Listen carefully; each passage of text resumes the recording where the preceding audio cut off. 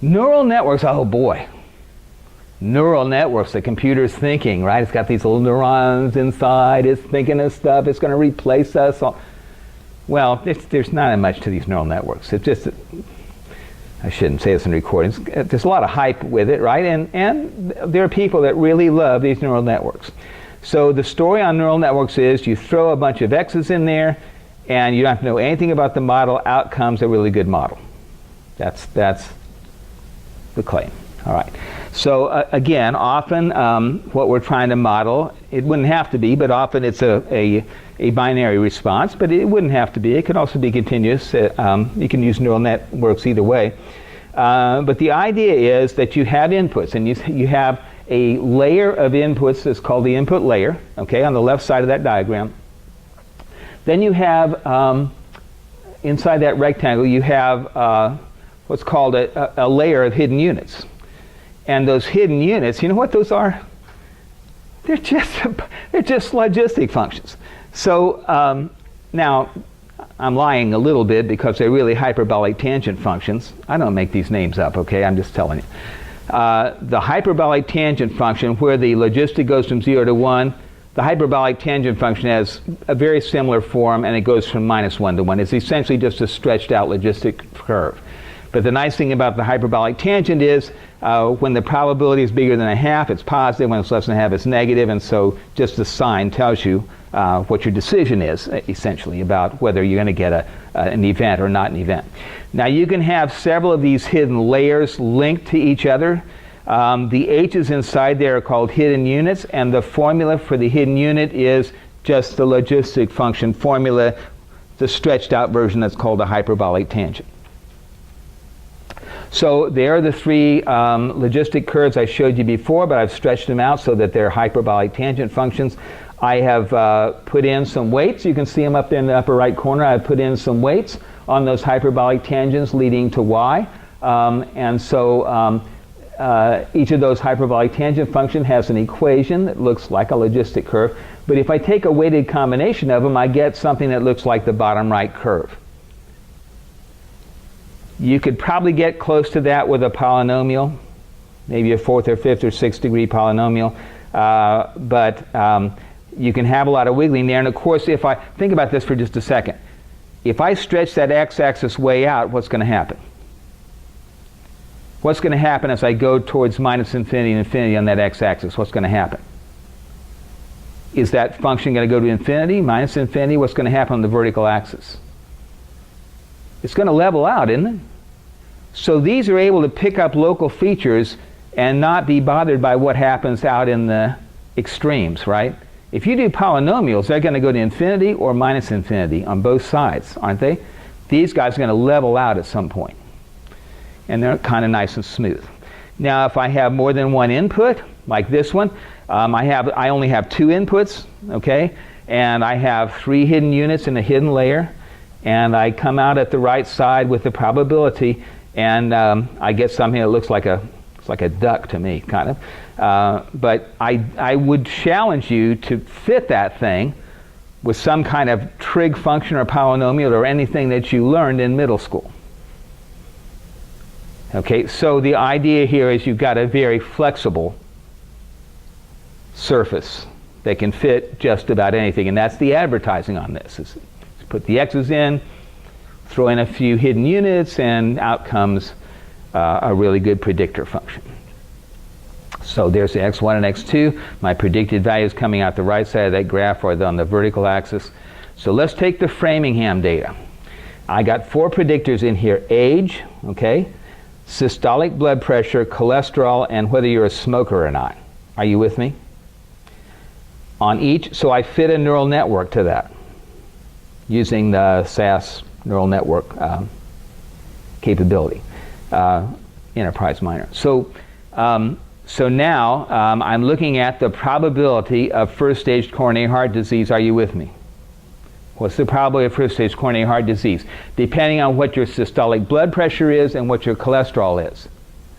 But also, since there's so many inputs, I'll have to pick an age. So this is for younger people, 25, right? More like you guys. And then I'll have to pick whether you're a smoker or a non-smoker, and there's a fairly dramatic difference between what the effect of switching from a smoker to non-smoker or vice versa at age 25. Are you with me? I did not use any validation data set here. So remember, these are very flexible, and I've possibly overfit. If I move the age up to 55, it's quite a different story. And if you look at the range on the vertical axis of those probabilities, the highest thing here is about 0.06. Get older, non-smoker, smoker, quite different from each other. Probability 0.26 of having some kind of first-stage coronary heart disease just at age 55, depending on what? Your cholesterol and systolic blood pressure. And that's when you get older, every time you go to the doctor, they're going to take those measurements on you. And this study, this Framingham study, is one of the places that delivered the numbers that the American Heart Association says you're supposed to meet with your cholesterol and blood pressure. So the way we try to do this, there's several ways of trying to handle the complexity. You might use the validation data to stop iterating, estimating those parameters when the fit starts getting worse in the validation data set. It's not real clear why that works, so if you want to know why it works, you have to take the course, right? You can use regression or trees or something like that with some kind of stepwise fitting, or the trees, automatically, sometimes they don't use some of the variables. Eliminate variables at the outset, put those into the neural network so you're not having too many inputs, or you could do both of those things, okay? And the SAS Enterprise Miner has a real neat way of doing that. There's something called deep learning now. I don't know much about it, but in talking to people about it, it's a multi-layered neural network. So the first layer, the first hidden layer, gets the overall big picture. So it looks like maybe a male or something. It's kind of a stick figure. That feeds into the next layer, which might identify it as a person with a red tie that seems to be talking, right, and has a suit on or something. And then there's also feedback between the layers, and as you keep going, it might sort of fill in a little more detail on that. The models are kind of identified in a little different way than we do. We use mean squared error, things like that, right, to evaluate the models. They use lift charts. You know what a lift chart is? Let me tell you what a lift chart is. So what I'm going to do is I'm going to fit a model, and let's think about the probability of someone buying something from me, or something like that, or defaulting, or getting well, or whatever it is, right? The probability. So your model is going to so line up your data from the ones with the highest predicted value, predicted probability, down to the lowest, left to right. Are you with me? Highest predicted down to lowest.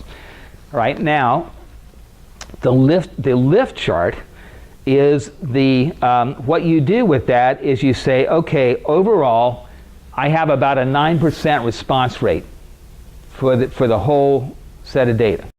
If I went to the 10th percentile, my response rate would be 30%. So if I use my model to pick the best 10% to solicit or whatever, right, my response rate would go from an overall 9% rate, if I just picked 10% at random, up to 33%. Are you with me? And that's a multiplier of 3.3. So the lift there at the 10th percentile is 3.3. And these are cumulative. As I move out to the less likely things to respond, are you with me? Then as I include less and less likely things in my big group here that I'm looking at, and again, this is what actually happened. Right now with the model predicted, but what actually happened. And as I move down through there, I'm eventually going to get on the right side where I'm picking everybody in my sample, 100% of the people, I'll get the overall response rate. That's called a lift chart, and people like that a lot. Another thing they like is the so-called receiver operating characteristic curve. How many of you know what that is? Do you know what the receiver operating? So some of you do. So imagine I have the logits of the red points on the left side and the logits of maybe black points on the right. Those are the zeros on the right, the ones on the left, the most likely, the least likely. Are you with me so far? And I'm going to predict. I'm going to draw a line in there and say to the left of the line I'm going to call it red. To the right of the line I'm going to call it black. Are you with me? You understand? So now I'm going to draw a lift chart, and basically every time I put that line in there at different places, I'm going to plot on the horizontal axis the area under the black curve to the left, which is the number of non-responses that I said were going to be responses by accident. So I don't want to go to the right very fast. I don't want to pick up a lot of that tail area. On the vertical axis, I'm plotting the area under the red curve to the left of that line. And so as I move that line down through there, I'm making a decision of where to make the cutoff between people that I claim are going to respond and those who aren't going to respond. Are you with me? So as I move that line along, I trace out a curve in the way that I just mentioned to you. And that curve, what would I want that curve to do ideally? Go up slowly, 45 degrees, what would I like? Yeah, I want it to go up as fast as possible, right? I want to be picking up as much as I can of that red curve while not picking up much of the black. And so if I have a good model, what are those two curves going to look like? That good model, right? Are you with me? That good model is going to do what? It's going to separate those curves. And I'm going to go up fast and over slow. If I don't have a very good model, there's going to be a lot of overlap in those curves. The area under that curve, okay, is something of interest. It measures, again, how good my model is. So the ROC curve, the area under the ROC curve, is called AUC sometimes. It's also sometimes called the C statistic or the concordance statistic. It's not clear from this. If you want to know the details, you'll have to take my class, but the area under that curve is the concordance proportion that we talked about last time with logistic regression. So it's sometimes called the C statistic. Okay, so here's the Framingham data. I tried a neural network, a couple of trees that I showed you last time around, and a logistic regression on those. The ROC curves are shown overlaid here in a nice output that the SAS Enterprise Miner gives you. It's interactive. If you click on the legend down there at the bottom, it'll light up whatever model you wanted it to. Here I've lit up the neural network. I don't know if you can read it, but I've clicked on that neural network, captured the picture off the computer, and you can see it has by far the best ROC curve. You could also look at misclassification rates, and it's interesting that the neural network and both trees have the same misclassification rate, with logistic regression having a little larger misclassification rate. Do you follow me? So I'm going to classify things. Yeah, okay. Average squared error, you can look at the area under the curve that we see on the right side, 0.78, quite a bit bigger for the neural network than for anything else. I have a little made-up example. I think maybe in the interest of time I'll just tell you what it is. If you want to look at the slides, you can. I was thinking about flying over territory that maybe is not all that safe, and I'm looking for cell phone conversations, and I'm looking for texting, and I'm sort of putting a black circle if the cell phone moved more than 50 feet in the first 2 minutes of texting, and green if it didn't. And I think I'd been able to identify the intersection of two roads by doing that. You see that? So I could fit that with a neural network, with a decision tree, and a logistic regression. And because of the way that decision tree is sort of a step function, it gets a much clearer picture of what's going on, as you can see from the lift charts there. The ones on the left, both the fit data at the top and the validation data at the bottom are much better than the other two in terms of lift. Let's talk about some real data that's maybe important here. So the idea here is to take a cell sample from somebody, and this is a breast cancer biopsy, and I want to see if that set of cells is benign or malignant. Are you with me? So this is a study that was done in Wisconsin, and you can see that some of the variables that you have in the data set are the clump thickness, uniformity of cell size, blah, blah, blah, right? So I'm going to run that through a decision tree to start with, and what happens if you look at the decision tree, only the uniformity of cell size and the bare nuclei come into play. The other so I've eliminated all but two of the variables by using a decision tree. Are you with me? And so using that as a predecessor, I will take those two variables, because I can make a nice plot with them, and I will run a decision tree, a neural network, and a regression, logistic regression on those to try to distinguish the malignant from the benign samples, cell samples. Do you understand? So I have probabilities of being malignant, etc. I probably am most interested in validation in misclassification, don't you think? making a wrong diagnosis. So looking at the validation data set, misclassification rate, the decision tree does better than the neural network or the regression. I can make similar plots to what I had before to show you what those surfaces look like because there are only 2 predictors. Do you understand? There are only 2 predictors. I can make a 3D plot of the probability from each of those models. And so you can see that the neural network and logistic are smooth. And they're not able to jump up like that tree does. And so apparently the distinction between malignant and benign samples is pretty darn clear. You know, you move across that line and you make that jump almost straight up. Do you know what quasi-complete separation is, or complete separation is in logistic regression? Logistics, they don't like separation. In other words, they don't want all the red points over here and the blue points over here. Why? Well, because that slope wants to go to infinity. It wants to go straight up. And it doesn't converge. And so, oh my gosh, we don't. Well, I would love to have a data set with complete separation. I can predict perfectly. So what's the deal about quasi-complete separation? Okay, logistic doesn't work that well, but I would love to have a data set where I could separate completely with a support vector or whatever you want those guys. All right, so it looks like that's one such data set. All right, now, association analysis.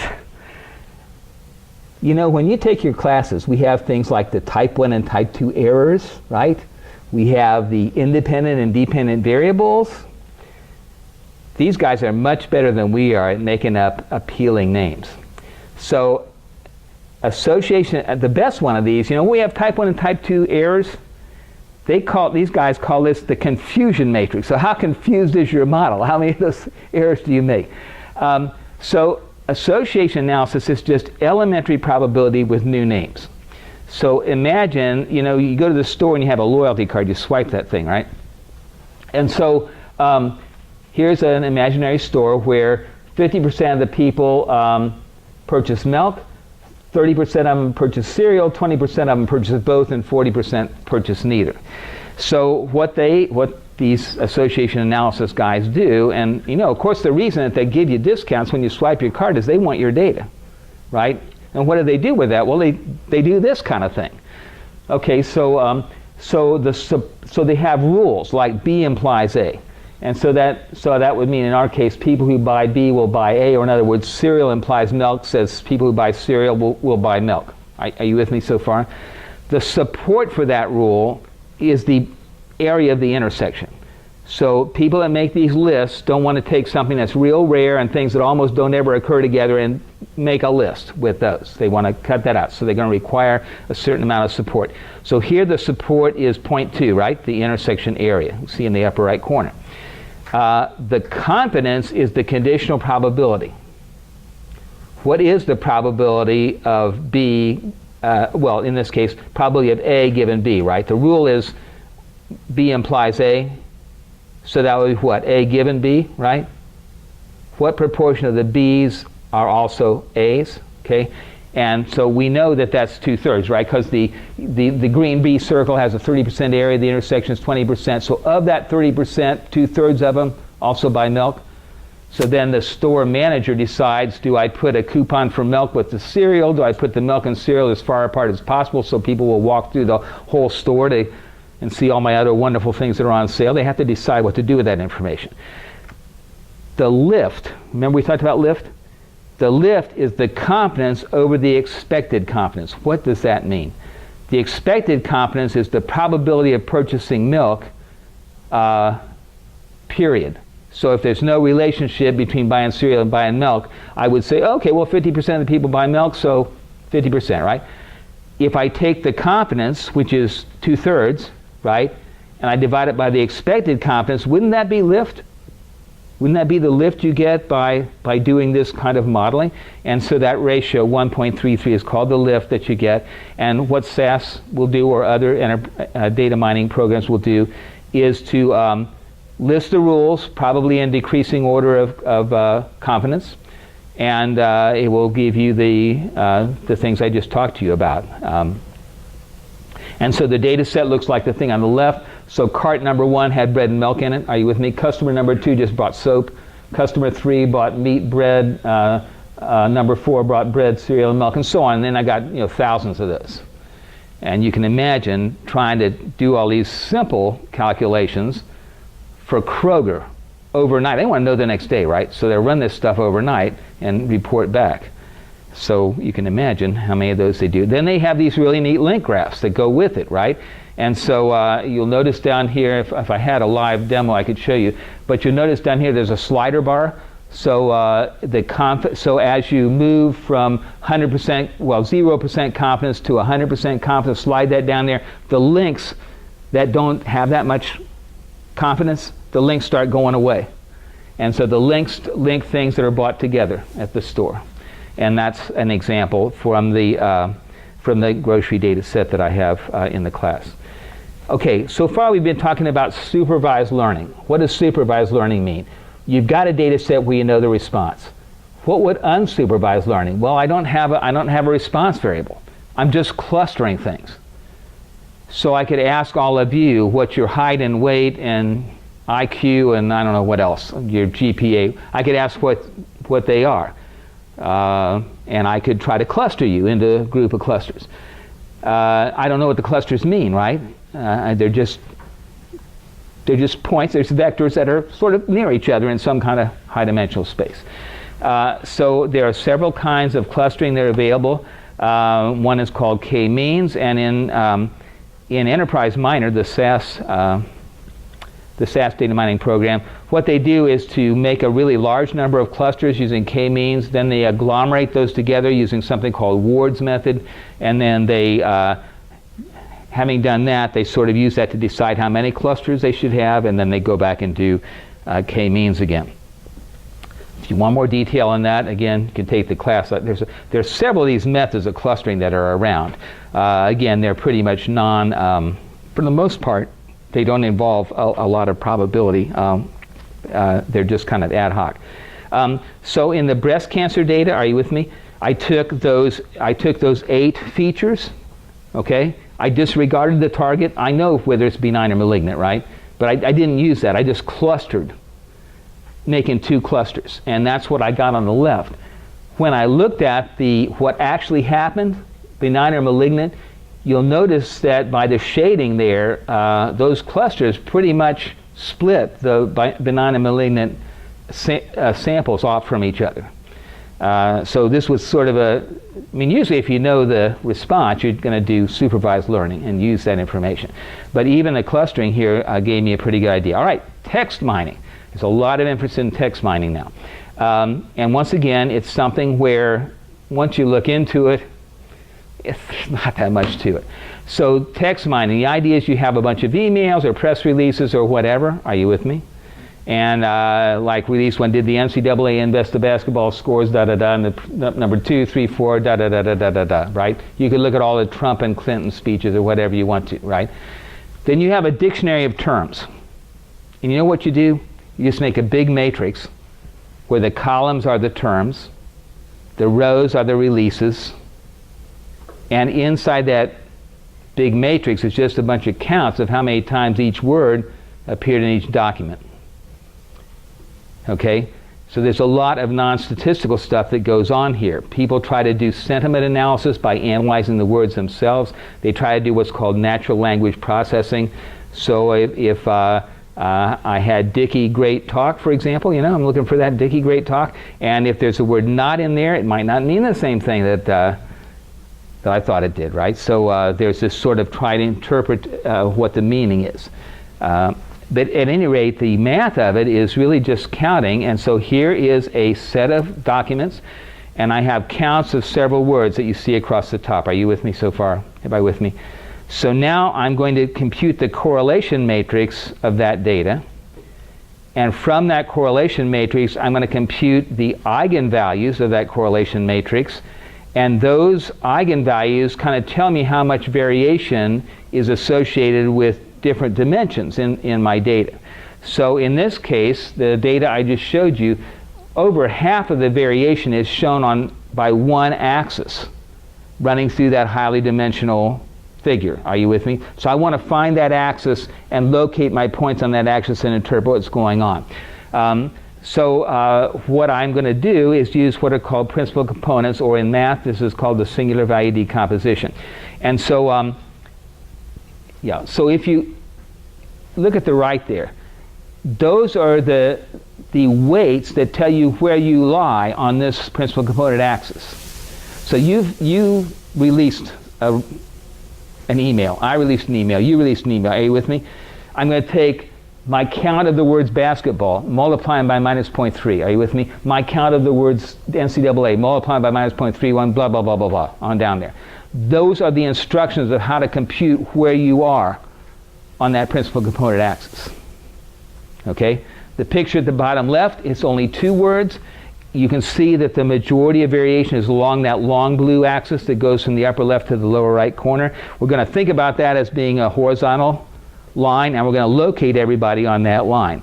So if we do that with the data I just showed you, you see that horizontal axis says prin1, right? It's the first principal component. Those are the weights, okay? So words like wins, tournament, score as a verb, score as a noun. Oh yeah, so you got to interpret. Sometimes a word has multiple meanings. You've got to figure that out too. NCAA and basketball, those things have negative weights, right? Or they don't have to be negative, but the weights are on the left in the number line. On the right side is whatever else is left: voters, speech, Republican, president, liar, election, and Democrat. Those are all, they have positive weights, or they're to the right. So I look for the biggest gap there, right? Separate those out into a couple of clusters. And what I see is that I've got apparently a sports cluster and a politics cluster. Well, now who's in the sports cluster? Who's in the politics cluster? Do you understand? So I'm going to find our individual locations, right, using these principal component instructions on some line that tells me whether I'm focused more on sports or more on politics. So I do that with my documents. The biggest gap is shown there. You have each document that I showed you earlier. You have their location on that first principal component axis. By the way, once you get that prin1 number, okay, you could put people's age in there. How does age affect the topic? Do a logistic regression on age, right? Got 2 groups.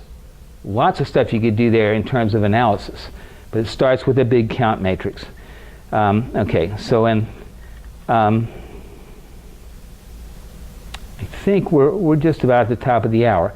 There is one thing that has some statistical content that's kind of interesting, which is called Fisher's linear discriminant function, where you assume that the features are normally distributed in one dimension or more, and you have groups, like here's 3 groups: the groups that default, the groups that pay the interest on their credit card but don't default, and then the groups that pay their credit card off, for example, and you see what they look like. It kind of depends where those, so which one's more likely? It's the highest of the curves that's most likely, right?